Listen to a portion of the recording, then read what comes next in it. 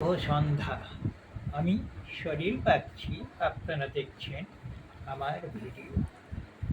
এখন এই সন্ধ্যাবেলায় আমি আপনাদের কাছে এসেছি আমার লেখা কবিতা পাঠ করে শোনাতে এবং সেই কবিতার ভাষ্য ব্যাখ্যা করে শোনাবার জন্য। প্রথমে কবিতাখানি পাঠ করে শোনাই, তারপর পাঠ করব তার ভাষ্য। কবিতার নাম বিদেহী আত্মা। মনে করো আমার এ দেহ যদি যায় শ্মশানের বুকে চিতায় ছাই হতে, আমার আত্মা সেথা রবে দাঁড়ায়ে চুপি অন্ধকারে, যেন ঠিক প্রহরাতে। চিৎকার তাল অস্ফুট স্বরে কেহ তো পায় না শুনিতে, সেই আর্ত হাহাকার না দেখে তার দেহ কেহ, সে যে হাওয়ায় মিলায়ে রয়, না বুঝে গতিবিধি তার। বুক ফাটা কান্নার কাঁদনে অশান্ত হয় সে আত্মা তখন, কাঁদে এ কত দুঃখের দহনে, বোঝে না কেহ, পাই না দেখা অদৃশ্য হওয়া আত্মাখানি কি বলিতে চায় মনে মনে।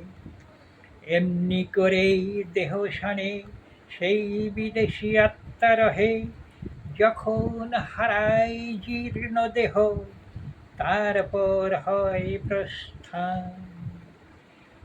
এ দেহ আগুনে ছাই হলে মায়াময় ভবে ছাড়ি দেহ।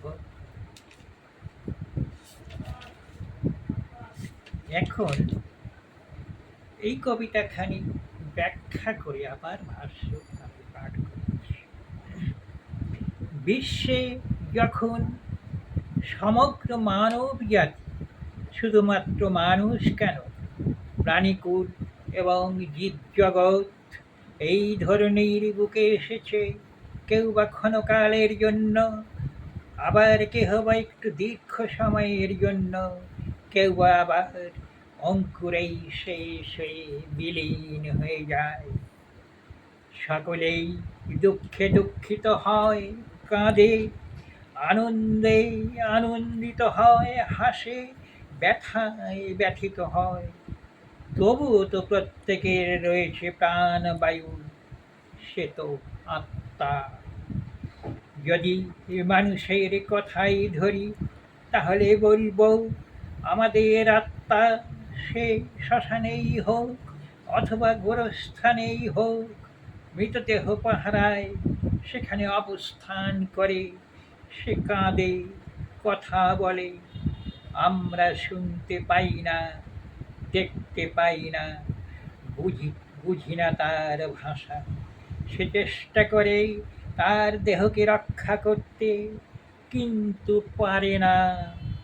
এমনি করে 13 দিন পর্যন্ত আত্মা তার আপন জনের ভালোবাসার স্থানে অপেক্ষা করে, তারপর সে চলে যায় পরজন্মের অপেক্ষায়, কোনো রূপে কোনো আধারে আবার জন্মের জন্য।